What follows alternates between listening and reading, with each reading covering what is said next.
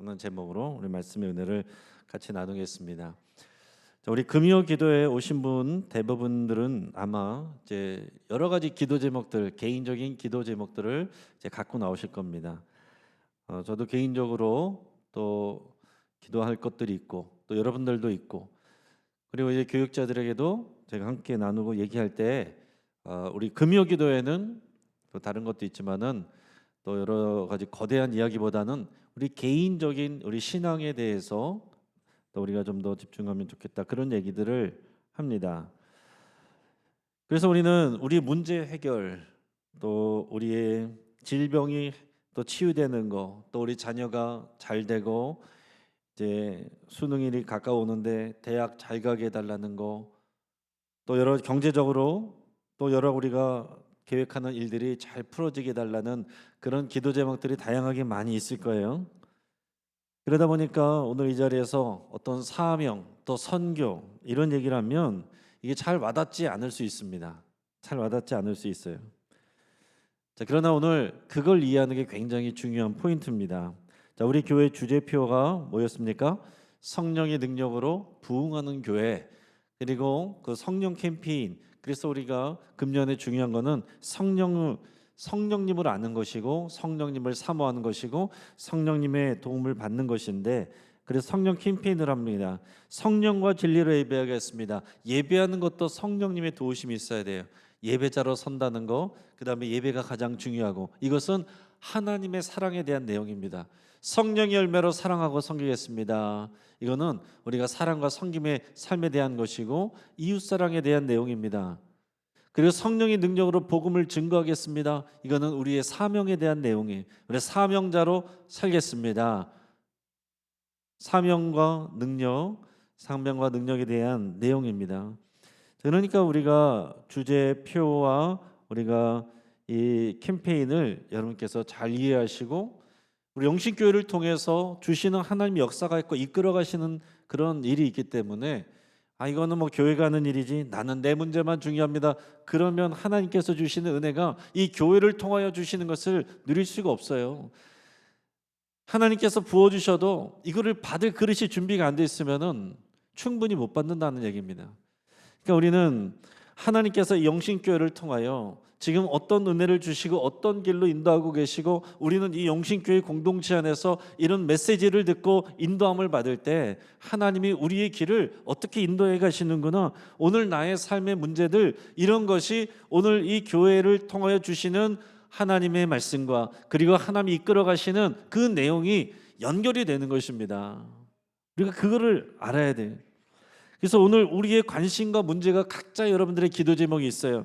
근데 하나님께서 교회를 이끌어가고자 하시는 계획이 있고 또 그 은혜가 있습니다. 그 접점을 우리가 이해할 때에 하나님이 주시는 은혜가 다 폭발하는 것입니다. 여러분, 이것이 안 되면요, 그냥 내 생각대로 신앙생활하다가 잘 되면은 또 교만해지고 잘 안 되면은 또 막 실망하고, 그 수준에서 그냥 올라갔다 내려갔다 한다는 얘기예요. 하나님께서는 우리를 이끌어 가시는데 하나님의 계획이 있어요. 우리를 이끌어 가시는 단계가 있습니다. 그렇기 때문에 결국 우리의 각자의 다양한 과정이 있고 또 우리가 또 기도의 제목도 있지만, 하나님께서 우리를 교회의 이름으로 이끌어 가시는 그 목적지는 똑같다는 얘기예요. 그러니까 우리가 정답을 먼저 알고 거꾸로 와서 우리가 그 정답에 맞춰서 어떤 길로 가야 되는구나, 이거를 깨달을 때 여러분, 하나님의 은혜가 더 분명하게 깨달아지고 우리가 하나님의 뜻을 이해할 수가 있게 되는 것입니다. 우리가 옷 정리도 하다 보면 그렇잖아요. 그냥 집에서 옷을 잘 못 접는 사람은 이렇게도 접어봤다 저렇게도 접어봤다가 이게 매번 열심히 한 것 같은데 이렇게 들어보면은 또 흐트러져 있거나 삐뚤빼뚤하거나 그렇거든요. 근데 이제 그 옷집 하는 분들, 전문가들은요, 아무데나 이걸 붙잡는 것이 아니라 딱 포인트가 있어요. 어디 포인트를 딱 잡고 들면은 한두 군데를 딱 잡으면은 그게 그냥 금방 정리가 되더라고요. 여러분, 우리가 포인트가 중요한 것입니다. 목회자의 특히 담임 목회자의 설교를 통해서 하나님이 주신 이 주제표와 성령 캠페인은 그냥 나오는 게 아니에요.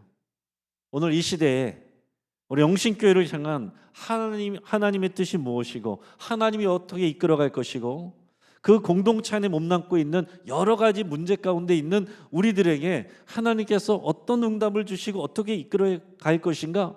근데 우리 각자의 문제가 있는데 그 문제의 해답을 이 전체 하나님이 이끌어가시는 큰 주제와 그 사명과 목적, 여기에 초점을 맞출 때 우리는 각각 저마다의 응답을 받게 된다 하는 것입니다. 자, 예수님께서 십자가에 달려 죽으시고 제자들의 세상은 무너졌어요. 제자들도 또 예수님 따라다니면서 또 여러 가지 기대를 했습니다. 예수님의 대단한 설교와 예수님의 대단한 이적과 사람들이 막 따라다니고 열광하는 모습을 보면서 기대에 차 있었습니다. 자, 제자들의 삶의 자리 똑같다는 얘기예요. 시대 차이도 있고 또 문화적인 차이는 있어도요, 대부분 다 비슷합니다. 우리 건강하길 바라고, 우리 가정이 잘 되길 바라고, 지금 내가 하는 일 잘 돼서 우리 가정 행복하길 원하고, 내 건강하게 노후도 잘 준비했으면 좋겠고, 더 나아가서는 우리나라 민족, 정말 이 힘들고 어렵고 고단한 이 나라 민족 하나님께서 어떻게 좀 구원해 주십시오라는 것과, 또 이 종교, 우리 신앙의 문제에 있어서 내가 하나님의 뜻대로 바르게 잘 갈 수 있도록, 이런 몇 가지들이 다 비슷한 공통 포인트들이 있어요. 그런 가운데서 이 제자들이 예수님을 만났고 여기에서 소망을 받고 예수님을 따라다녔습니다. 아, 이분만 따라다니면 뭐가 되겠다. 예루살렘으로 왔을 때 이 제자들은 이제 기대에 부풀었습니다. 아, 진짜 이제 3년 동안 고생 많이 했는데 이제 고생 끝이다. 우리 힘들었던 일들 이제 예수님 통해서 예수님 왕이 될 것 같은데, 이번에 예수님 대권 잡으면 정말 우리는 인생 핀다. 남은 거는 누가 더 높은 자리에 앉느냐, 누가 주의 오른쪽에 왼쪽에 앉을 것이냐, 누가 공로가 더 많으냐, 누가 누구의 이름이 앞에 쓰여져야 되느냐, 그런 거 생각하고 있었어요. 근데 예수님이 어느 날 갑자기 십자가에 죽습니다. 유월절을 맞이해서 올라오셨는데 일주일 만에 십자가에 달려 죽으세요. 근데 예수님이 미리 말씀해 주셨어요. 올라오는 사이에 3번은 최소한 말씀해 주셨는데 제자들의 귀에 안 들어가는 거예요. 그럼 오늘도 저도 그런 거를 느낍니다. 우리 교회 안에서 우리 성도님들에게 주님의 마음과 이 하나님의 뜻과 이 복음의 이 본질과 영적인 원리를 말씀드리는데 다 앉아서 예배드리고 있는데 다 듣는 게 아니에요. 어떤 사람은 물리적으로 못 듣고 있는 분이 있고, 어떤 분은 들은 것 같은데 그게 정말 가슴까지 안 가는 분이 있고, 어떤 분은 가슴까지 간 것 같은데 그게 자신의 가치관으로 가지 않는 분이 있고, 어떤 분은 삶으로 이어지지 않는 분이 있고, 그 예수님의 마음을 저도 종종 그렇게 느낀단 말이에요. 그러니 제자들이 지금 상황은 어떤 상황이었냐면은 모든 걸 다 잃어버린, 삶의 희망이 끊어져 버린 그런 상황이란 말이에요. 예수님 믿고 따라다녔는데 예수님이 십자가에서 갑자기 죽었습니다. 이게 뭐야? 예수님만 믿고 정말 따라다녔는데 그럼 우리 삶은 어떻게 되는 거야? 내 가정도 다 뒤로 남겨두고서 다 왔는데 이제 가서 어떻게 우리 가족들을 보고 동네 사람들 얼굴을 어떻게 볼 거야? 그거는 또 둘째고, 예수님 잡혀서 또 심판받고 고문받고 죽으시면 당했는데 우리도 그렇게 체포당하면 어떡하나. 두려움에 쌓여서 이 사람들은 다락방에 숨어서 밖에 나오지도 못하고 있었단 말이에요. 그런 두려움 가운데, 걱정 가운데, 근심 가운데 있는, 예수님을 만났지만, 예수님의 제자로 훈련받았지만 예수님의 제자들이 그런 상황에 있었어요. 그런 제자들에게 부활하신 예수님이 나타나서 만나주십니다. 그리고 약속하신 성령님이 임하세요. 그러면서 그들의 삶이 확 바뀌는 거예요. 상황도 똑같고 문제도 그대로 있는데 사람이 바뀐다는 얘기입니다. 오늘 우리가 금요기도에 나올 때 우리는 여러 가지 질문과 기도 제목을 갖고 나옵니다. 그러나 돌아갈 때 우리 상황이 바뀌지 않을 수 있습니다. 그런데 우리 삶의 문제가 작아질 수 있어요. 작게 보여질 수 있단 말이에요.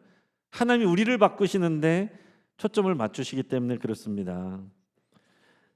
그 예수님이 오늘 본문은 이제 사도행전 1장 8절을 읽었는데 사도행전 1장 8절과 연결되는 말씀이 예수님의 마지막 지상 명령 마태복음 28장 또 18절, 19절, 20절 또 여기 말씀이죠. 부활하신 예수님이 제자들을 만나였습니다. 개인적으로 좌절해 있고 여러 가지 문제 속에 있는 또 상실감에 빠져 있는 제자들을 만나서 예수님이 주신 건 뭐냐면 사명을 주셨다는 거예요. 자, 우리가 어디까지 갔더라? 자, 거기서부터 다시 시작하는 이게 아니에요. 지금 여러 가지 제자들의 문제는 그대로 있습니다. 자녀들의 문제, 가정 문제, 진로의 문제, 건강 문제, 관계의 문제 그대로 다 있는데 예수님은 그 다 덮어놓고 사명을 딱 선포하신단 말이에요. 마태복음 28장 19절 여기서 보면 그러므로 너희는 가서 모든 민족을 제자로 삼아. 이게 메인 명령입니다. 제자로 삼으라. 모든 민족을 제자로 삼으라. 뒤에 세례를 베풀어라. 내가 가르치 분부한 모든 것을 가르치고 지키게 하라. 그거는 이제 거기에 따라오는 것들이죠. 그 사명은 뭐냐? 모든 민족을 제자로 삼으라. 그 제자들은 곧 교회입니다. 우리가 교회이고 우리가 제자예요. 그러니까 예수님이 주신 이 말씀은 오늘 우리에게 주시는 사명의 말씀이고요. 오늘 각자 우리 삶에 문제가 있고 기도 제목이 있는데 오늘 이 사명을 주님께서 딱 던지셨다는 얘기죠. 근데 우리는 종종 어떻게 되냐면 그거는 고차원적인 주님의 말씀이고 나는 지금 내 삶에 문제가 있고 언젠가는 저기로 가야 되겠지만 나는 지금 내 할 일이 너무 많고 해결을 할 일들이 많고 나는 너무 연약하고 그래서 내가 이런 것들이 다 좋아지고 내가 성숙해지고 여유가 되면 그때 가서 그거 함께 하겠습니다. 이런 생각들을 갖는 경우가 많단 말이에요. 다시 말씀드리지만 그러나 이 3년 동안 여러 가지 많은 일들이 있었습니다. 예수님과 제자들 가운데 많은 일들이 있었지만 지금 그 많은 일들을 거치고 와서 예수님이 최종적으로 주시는 그 사명이 바로 이 말씀이라고요. 여러분 이 말씀을 향해서 제자들을 인도해 오고 계셨다라는 겁니다. 그러니까 오늘 우리가 갖고 있는 여러 가지 문제들이 있지만 지금 예수님이 이 지점을 향해서 우리를 데리고 가고 계시고 그런 문제들도 사용하고 계신다라는 거죠. 이 교회의 사명이고요. 우리 각자 우리가 교회이자 제자이자 우리의 사명입니다. 거기다가 모든 민족을 제자로 삼으라. 모든 민족을 제자로 삼으라. 엄청난 사명입니다. 당시 유대인들은 유대인들끼리만 또 신앙을 통용했기 때문에 이 유대인을 넘어서는 이방 민족들에게도 복음을 전하라. 하나님의 자녀가 되라고 그래라. 이거는 정말 엄청난 파격적인 그런 말씀이에요.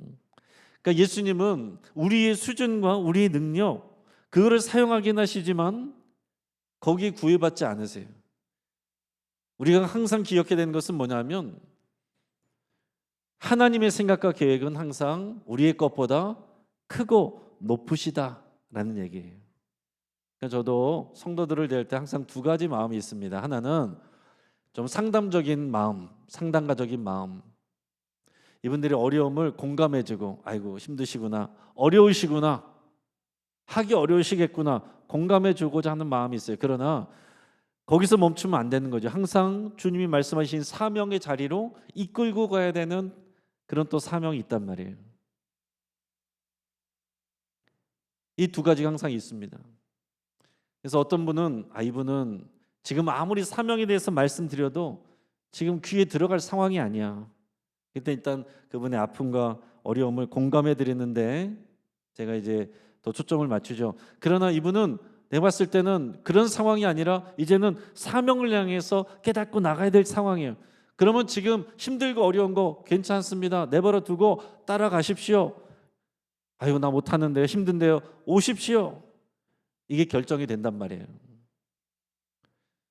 저도 그것을 뭐 정확하게 다 알 수는 없겠지만은 어떤 일들을 맡길 때도 이제 얘기해 보면 그게 어느 정도 옵니다. 이분은 지금 때가 아니구나. 이분은 아직 좀 보듬어드리고 위로해드리고 기다려줘야 될 때구나. 어떤 분은 좀 이끌어줘야 되는구나. 가만 놔두면 할 수 있는데 가만 놔두면 그냥 깔아앉겠구나. 그런 분은 좀 힘든 것 같아도 억지로 이렇게 잡아서 끌고 가는 분도 있고, 어떤 분들은 그냥 이해해드리고 공감해드리고 그런 분들이 있을 수도 있어요. 아, 목사님이 나한테만 좀 빡빡하게 굴어 그런다고 한다면 여러분들의 지금 수준이 더 높다라는 것을 아시길 바래요. 주님이 이 사명을 주셨어요. 이 엄청난 사명을, 근데 생각해 보세요. 제자들이 어떻게 감당합니까? 예수님 잡히실 때 다 도망갔던 그런 수준, 자기들끼리 누가 더 높으냐 이거 가지고 찌그럭거리고 싸우던 그 제자들이 어떻게 이 위대한 사명을 감당하냐고요. 그러니까 우리 예수님은 사명만 툭 던져놓는 분이 아닙니다. 사명을 감당할 수 있는 근거와 능력을 주시는 거죠. 자, 마태복음 28장의 18절과 20절 말씀을 우리 같이 한번 읽어보겠습니다. 시작. 예수께서 나와 말씀하여 이르시되 하늘과 땅의 모든 권세를 내게 주셨으니, 아멘. 또 내가 너에게 분부한 모든 것을 가르쳐 지키게 하라. 볼지어다 내가 세상 끝날까지 너희와 항상 함께 있으리라 하시니라. 아멘. 자, 두 가지 말씀하셨는데 뭐라고 그랬습니까? 예수님의 권세를 말씀해 주셨어요. 예수님 십자가에서 달려 죽는 그냥 연약한 분인 줄 알았더니 하늘과 땅의 모든 권세를 내가 받았다. 그 이름에 권세가 있는 거예요. 그 권세를 받았대요. 근데 이 사명을 받는 모든 제자들에게 세상 끝날까지 너희와 항상 함께 있겠다. 이게 우리가 사명을 감당할 수 있는 근거이고 이유입니다. 자, 무슨 말이에요? 이렇게 말씀하시는 것과 같은 거예요. 너희가 아직 두렵고 약하지만 나도 너희를 수준을 다 안다. 그러나 내가 너희와 함께 할 것이다. 나는 하늘과 땅의 모든 권세를 받았다. 너희 눈에 보여지는 세상의 권력자들, 지식인들, 종교 권력자들, 너희의 목숨을 어떻게 할 것 같지만 그들보다 내가 더 큰 권세를 갖고 있다. 이 큰 권세를 갖고 있는 내가 너희와 함께 할 것이다. 두려워하지 말아라. 이렇게 말씀하시는 거죠. 그러니까 우리 주님이 하시는 일은 지금 세상을 막 확 뒤집어 가지고 우리를 높은 곳에 앉혀서 자동으로 할 수 있도록 해주시는 것이 아니라, 세상은 그대로 있는데 우리에게 내가 하늘과 땅의 모든 권세를 받았어. 부활이 증거야. 내가 너희와 항상 함께 있을 거야. 이 약속을 주시고 약속을 붙들고 담대하게 우리가 할 수 있도록 힘을 주시는, 또 사명을 주시는 그 일이 예수님이 하신 일이다 하는 겁니다. 그러니까 오늘 우리에게 또 예수님이 어떻게 다가오실까, 이거를 우리가 생각할 수 있어요. 우리가 연약하고 또 절박한 사람들에게는 주님이 직접 일으켜 주실 때도 있습니다. 너 가만히 있어라, 내가 한다. 전쟁은 나에게 속하였느니라. 그럴 때도 있지만 때로는 주님이 기다리시면서 괜찮아, 일어나, 너 할 수 있어, 두려워하지 마. 나는 하늘과 땅의 모든 권세를 받은 자야. 내가 너의 주인이고 너와 함께 할 거야. 힘을 내라. 이렇게 말씀하실 때도 있단 말이에요. 자, 그러니까 제자들은 더 이상 로마의 박해나 세상의 위협을 두려워할 이유가 없습니다. 그런데 중요한 것은 뭐냐면 예수님의 권세로 우리를 눌러서 막 그렇게 강요하시는 것이 아니고 그 권세로 우리를 위로하신다라는 거죠. 괜찮아, 걱정하지 마. 예수님은 우리에게 너희가 잘못했어 이렇게 말씀하시는 것이 아니고 괜찮아, 두려워하지 말아라, 내가 너와 함께 있다, 이렇게 말씀하시는 거예요. 오늘 이 자리에 있는 저와 여러분들에게도 우리 주님이 동일하게 말씀하십니다. 우리 주님은 너 교회 생활 좀 똑바로 해라. 너 맡은 사명 잘 좀 감당해라. 그렇게 해갖고 되겠니? 이렇게 말씀하시기 전에 뭐라고 말씀하시냐면 내가 너를 사랑한다. 내가 너와 함께 있다. 이렇게 먼저 말씀하시는 거예요.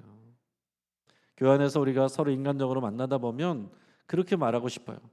똑바로 좀 해라. 서로 똑바로 좀 해라. 왜 저렇게밖에 못해?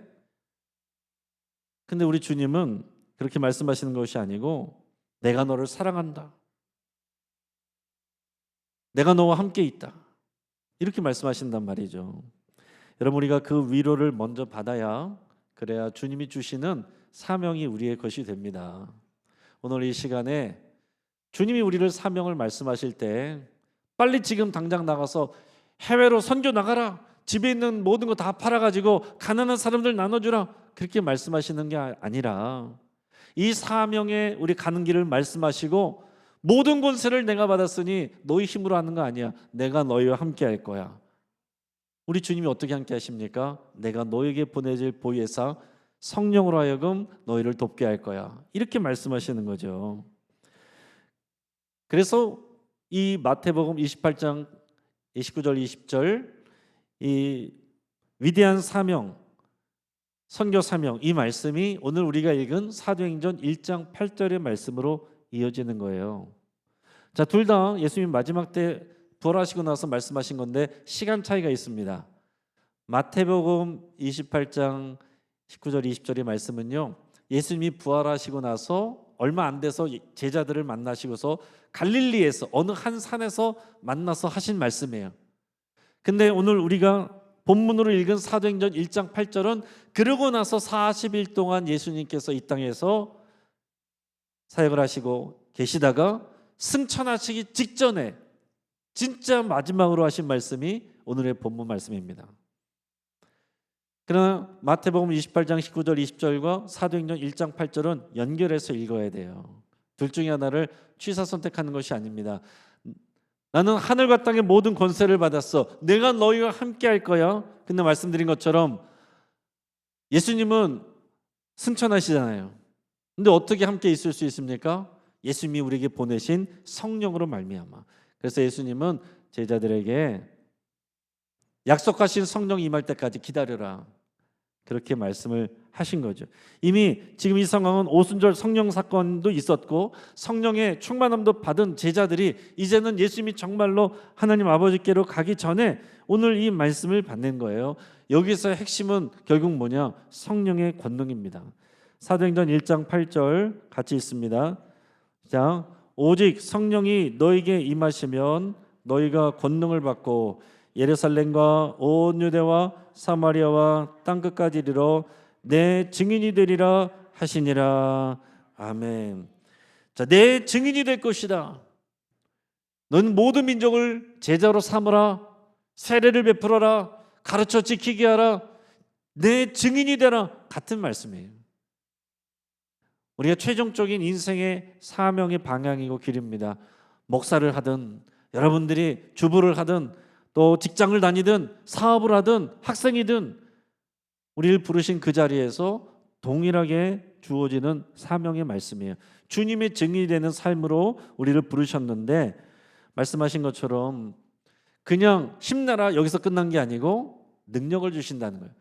성령이 우리에게 임하시는 이유는 권능을 주셔서 우리가 주의 증인이 된 삶을 살게 하시기 위함이다 하는 것입니다. 할렐루야. 이 뒤를 똑 잘라버리고 성령의 권능만 사모하는 사람들이 있어요. 성령의 은사만 사모하는 사람들이 있어요. 성령의 열매는 관심이 없고 오직 성령의 은사만 사랑하고 그 은사만 자랑하는 사람들이 있어요. 그런 사람들은 교회를 꼭 깨뜨립니다. 우리 짧은 이 한국 교회사 안에서 그런 분들이 은혜는 받았지만 사모하여 열심히 기도하여 은사들은 받았지만 그 은사를 정말 주님이 주신 사명의 길을 따라서 잘 사용한 게 아니라 그 은사를 자랑하는데 자기를 돋보이는 데 썼다가 망한 사람이 한두 사람이 아닙니다.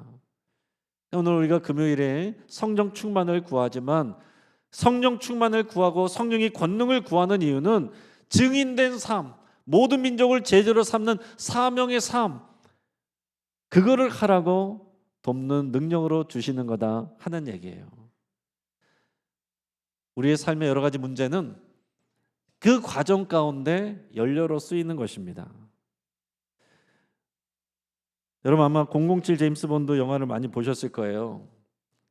그 007 시리즈물이 많이 있죠. 오래됐잖아요. 이제 007 제임스 본드 역할을 여러 사람들이 맡았지만 그 이제 포맷은 항상 똑같습니다. 제임스 본드가 뭐 이렇게 임무가 끝나고 탱작탱작 놀고 있는데 오늘 갑자기 이제 임무가 딱 떨어져요. 미션이 떨어지는 거죠. 근데 그가 어떤 중요한 미션을 받았으면 바로 나가서 그 미션을 수행하는 게 아닙니다. 임무를 받으면 반드시 가는 데가 있어요. 그게 어딘지 아십니까? 비밀 장비실로 가요. 거기에는 과학자들이 있어요. 그래서 다양한 최첨단 신무기들을 막 개발하는 곳이에요. 그래가지고 이번 임무를 수행하기 위해서 필요한 최첨단 신무기들을 막 이것저것 줍니다. 다양한 것들을 줘요. 뭐 다양한 능력의 권총, 뭐 자동차도 있고 폭탄도 있고 스마트 기기도 있고 뭐 다양한 아주 기발한 그런 여러 가지 무기들을 준단 말이죠. 그러면서 그 다음부터 이제 그 사명을 감당하는 일이 영화의 줄거리가 되는 거예요. 그 무기들은 왜 줍니까? 무기 자랑하라고 주는 게 아니죠. 그 사명을 감당하라고 주는 것입니다. 우리 예수님도 마찬가지예요. 예수님도 우리에게 성령의 권능을 주시는 이유는 사명을 감당하라고 주시는 것입니다. 예수님이 증인된 삶을 살라고 주시는 것입니다. 그러니까 오늘 우리의 삶의 초점이 어디에 있어야 돼요? 사명의 삶에 가 있어야 돼요. 그럼 그게 우리 삶과 동떨어져 있는 것 같지만 오늘 제자들도 성령의 충만함을 받고 사명을 받고 그렇게 쓰임 받는 것처럼 우리의 삶하고 제자들의 삶이 똑같아요. 그들도 지쳐 있었고 불안해했었고 두려워했었고 그리고 모자란 게 많았습니다. 자기들끼리 맨날 싸웠습니다. 그럼에도 불구하고 우리 주님은 그들에게 사명 주시고 성령의 권능 주셔서 각자가 그 사명의 길을 감당하게 하셨다 하는 얘기입니다. 제자들이 완전하지 않았던 것처럼 교회도 완전하지 않습니다. 그걸로 여러분 실망하지 마세요.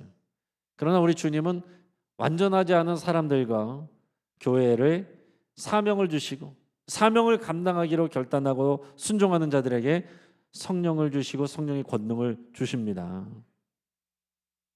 오늘 이 시대의 사회에서 우리가 서로를 비교하는 그 잣대로 비교하는 것이 아니라 우리 하나님은 사명의 길을 갔느냐 그걸로 우리를 다 판단을 하시는 겁니다. 그러니까 우리가 세상에서 위축될 때도 있고 또 때로는 교만할 때도 있는데 그런 기준이 아니라 하나님이 우리에게 사명의 길을 감당하느냐 그 길을 가느냐 그거 가지고 보신다 하는 얘기죠. 이 제임스 본드 영화 007 영화 끝나고 나서 그 다음에 좀 젊은이가 나왔던 그런 영화 중에 킹스맨이라는 영화가 있었어요. 킹스맨이라는 영화에서 보면 이제 뭐 젊은 제임스 본드 같은 뭐 그런 거예요. 여기 주인공 에그시라는 청년이 나오는데 이 청년이 이제 비밀 요원이 되는 과정이에요. 근데 처음부터 이 에그시라는 청년이 대단한 사람은 아니었습니다. 이 에그시라는 청년은 거칠고 상처 많은 청년이었어요. 다듬어지지 않은 청년이었어요. 근데 그 마음이 순수하고 진실성이 있어요. 그래서 이 킹스맨 조직이 그를 불러다가 선택해가지고 훈련을 시킵니다. 아주 혹독한 훈련 과정을 거쳐요. 저희 오른쪽에 나오는 장면도 갑자기 합숙소에서 물이 차올라서 죽을 수밖에 없는 그런 상황 속에서 대처하는 그런 급박한 훈련을 시키는 뭐 그런 장면인데 그런 시련과 실패를 거치면서 이 훈련을 거쳐서 진짜 요원이 된다고요. 제자들의 3년 동안의 좌충우돌하는 그 시간들은 의미 없는 게 아니었습니다. 그런 훈련을 받고 또 주님의 능력을 받는 사명을 확실하게 확인하는 준비되는 시간이었다 하는 거예요. 그러니까 오늘 우리는요 이 두 가지가 동시에 있습니다. 우리의 삶은 좌충우돌하면서 주님께 훈련받는 시간이에요. 그리고 또 하나는 이미 우리에게는 사명이 주어져 있습니다. 사명을 감당하면서 동시에 사명을 감당할 수 있도록 계속해서 준비되어지고 훈련되어지는 거예요. 이쯤이면 이제 다 됐다, 나는 성숙해졌다 할 것 같을 때 우리는 또 넘어지기도 하고요, 또 시험에 들기도 하고 감당하지 못할 어려움들이 오기도 합니다. 도대체 왜 이럴까 이해되지 않을 때가 있죠. 계속해서 우리의 임무가 업그레이드 되는 거예요. 오늘 이것을 잘 기억하실 수 있길 바랍니다. 사랑하는 여러분, 우리 지상명령이라고 하면 선교명령 하면 우리는 해외 나가는 어떤 그런 선교만 생각하기 쉽습니다. 선교사님들만 떠올리기 쉬워요. 그러나 예수님은 처음에 뭐라고 말씀하셨냐면 예루살렘과 온 유대와 이렇게 말씀하세요.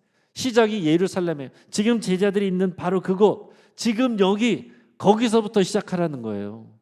오늘 우리 주님이 주신 사명은 우리가 준비돼서 다 여러분들이 신학교 가고 선교사 되고 해외 나가고 그렇게 하라고 하신 것이 아니라 지금 여기서부터, 이 방화동에서, 여러분들의 가정에서, 여러분들의 일터에서 이 선교 사명을 감당하라는 얘기입니다. 그게 너무나도 중요한 일이고, 여기에 우리가 아멘하고 거기에 순종하며 나갈 때 성령의 권능을 부어주시는 겁니다. 성령이 도우셔서 성령을 통하여 모든 권세를 가지신 예수님이 우리와 함께 하시는 거예요. 이 사명의 길을 갈 때 그런 능력들이 나타나요. 사명의 길을 가지 않으면 능력이 나타나지 않습니다. 그래서 더 어렵고 더 힘들고 더 사명에 치열한 그런 자리에서 우리가 가 있으면 또 주님의 권능과 능력이 더 강하게 나타나는 것을 보게 되는 것입니다. 여러분, 우리의 가정에서 믿음으로 버티는 것도 우리가 이 사명을 감당하는 것이고요. 여러분 직장에서 정직하게 일하는 것도, 학교에서 정직하게 최선을 다해서 공부하는 것도, 힘들어도 이 예배의 자리를 지키는 것도, 기도의 자리를 지키는 것도 여러분들이 증인의 삶을 살아가는 것입니다. 오늘 그래서 이 자리에 나오신 여러분들을 정말로 축복합니다. 오늘 성령의 권능 여러분에게 부어지기를 축복합니다. 여러분 기억하시길 바라요. 내 문제 속에서도 하나님을 신뢰하는 모습이 있으면, 이 사명을 붙들고 살아가고자 하는 모습이 있으면 다른 사람들이 우리의 모습을 통해서 하나님을 봅니다. 예수님을 만납니다. 선교 사역을 감당하는 거예요. 할렐루야. 내가 뭔가 어떤 특별한 일을 하는 것만 사명을 감당하는 게 아니고 선교 사명을 감당하는 게 아니에요. 우리가 살아가는 지금 여기 여러분들의 삶의 자리에서 여러분들이 하는 일, 그거를 통해 주님과 동행하며 주님의 살아계신 일들을 증거하는 거예요. 저는 어릴 때 이 사명을 감당할 수 있기를 기도했을 때에, 그러면서 제가 그 사명을 감당할 때 저에게 주신 여러 가지 자원과 달란트를 통해서 내가 어떤 일을 하면 좋겠습니까? 물어보면서 또 제가 또 기뻐하고자 하는 일들을 생각하면서 점검하면서 결국 저는 결론적으로 저는 목회의 길을 선택한 거예요. 여러분들이 다 목회의 길을 할 건 아니잖아요. 어떤 분들은 기업을 하시는 분도 있어야 되겠고, 어떤 분들은 정치를 하는 분도 있어야 되겠고, 어떤 분들은 장사를 하는 분도 있어야 되겠고, 어떤 분들은 교육을 하는 분들이 있어야 되겠죠. 그러니까 모든 세상의 영역 속에서 이 선교의 역할을, 증인된 삶을 살아가는 선교자적인 삶을 살아가는 게 우리의 사명이다 하는 거예요. 어느 교회에 다니는 미용사 집사님이 있었는데, 그 미용사 집사님은요 항상 해외 선교를 꿈꿨어요. 근데 늘 여기 안에서 이 일을 해야 되니까 나갈 기회가 별로 없었습니다. 그래서 항상 언젠간 나도 아프리카 가서 다 때려치고 선교하면서 살고 싶다 이랬습니다. 그랬더니 그 교회 목사님이 이렇게 물었어요. 집사님, 하나님이 이미 집사님에게 선교지를 주셨는데요. 어디요? 바로 집사님의 미용실입니다. 그 말씀이 이분에게, 집사님에게 딱 와닿아서 그날 이후로 그 미용실을 복음의 자리로 바꿨어요. 머리를 하러 오는 손님들에게 따뜻한 말 한마디, 삶의 위로 한마디, 또 신앙의 간증, 이것을 통해서 이 미용실이 하나님의 선교지가 되었다 하는 겁니다. 또 어떤 청년은 교회 수련회에서 결단했습니다. 저는 복음 전도자가 되겠습니다. 세계를 돌아다니면서 복음 전도자가 되겠습니다. 그런데 막상 현실은 편의점 아르바이트하는 신세였어요. 그러니까 이게 자괴감이 오는 거예요. 하나님 나를 도와주신다면서요. 근데 나는 언제까지 편의점 아르바이트 이거를 해야 됩니까? 지쳐갔습니다. 점점 예배도 은혜가 떨어져 갔어요. 근데 어느 날 술에 취한 손님이 들어와서 울면서 이 학생 청년을 붙들고 사는 게 힘들다고 갑자기 주정을 하는 거예요. 근데 이 청년이 그걸 계속 들어줬습니다. 위로해 줬습니다. 아유, 저도 그런 적이 있어요. 그런데 예수님이 저에게 소망을 주셨습니다. 그래서 그 아저씨가 굉장히 큰 위로를 받고 조금씩 변화됐다는 거예요. 그러면서 이 청년이 그날 깨달은 겁니다. 아, 내가 만나는 손님 한 사람 한 사람이 나의 선교 대상자구나. 아프리카만이 아니라 이곳 편의점이 나의 선교지구나. 내가 지금 선교사로서 살아가는 거구나. 이거를 깨달았다는 거죠. 그래서 그는 이제 편의점을 나갈 때 빨리 끝나라 이게 아니라 선교지에 나가는 선교사적인 마인드를 가지고 기도하면서 매일 만나는 사람들을 축복하면서 그 일을 감당했다 하는 겁니다. 또 어떤 분은 지하철 한 청소부 할머니인데 출근할 때마다 이분은 항상 기도합니다. 주님, 오늘도 이 통로를 지나가는 사람들이 그 마음을 깨끗하게 해주세요. 그녀는 이 청소를 억지로 입에 풀칠하기 위해서 하는 일로 생각하지 않았습니다. 하나님이 나를 이곳에 파송하셨다. 나는 이곳의 선교사다. 그런 마음가짐을 가지고 그 역사를 바닥을 닦았단 말이에요. 퇴근길에 피곤한 직장인들에게 미소를 지어주고 길 잃은 아이를 보면 도와주고 하나님의 사랑을 그 자리에서 몸으로 전했습니다. 그랬더니 그 역에서 일하는 어떤 직원이 그 할머니에게 할머니를 보면 마음이 편해져요. 정말 할머니를 보면 하나님이 살아계신다는 게 제가 이제 믿어집니다. 그렇게 얘기를 하더라는 거예요. 위대한 복음 전도자 빌리 그레함 목사님이 있는데 이분이 어떻게 위대한 복음 전도자의 길을 가게 된지 아십니까? 그는 작은 시골 교회 다녔어요. 한 평범한 그 당시에 이제 주일학교라고 그랬죠. 주일학교 다녔는데 거기에 이름도 잘 모르는 주일학교 교사를 통해서 복음을 어릴 때 듣게 된 겁니다. 시골에 있는 주일학교 교사를 통해서 복음을 듣게 됐어요. 그러면서 어린 빌리 그레함이 복음을 듣고 예수님을 사랑하게 되고 예수님을 향해 내 삶을 드리겠다고 헌신했습니다. 그 교사는요, 큰 사역을 꿈꾼 적이 없습니다. 그러나 자기가 맡은 그 자리에서 내가 맡은 이 아이들에게 복음을 전해야겠다. 나의 모습을 통해 예수님을 증거해야겠다. 그 마음으로 헌신했을 때 그 작은 순종이 세계의 복음 역사를 바꿔놓는 그런 물줄기의 시작이 되었다 하는 것입니다.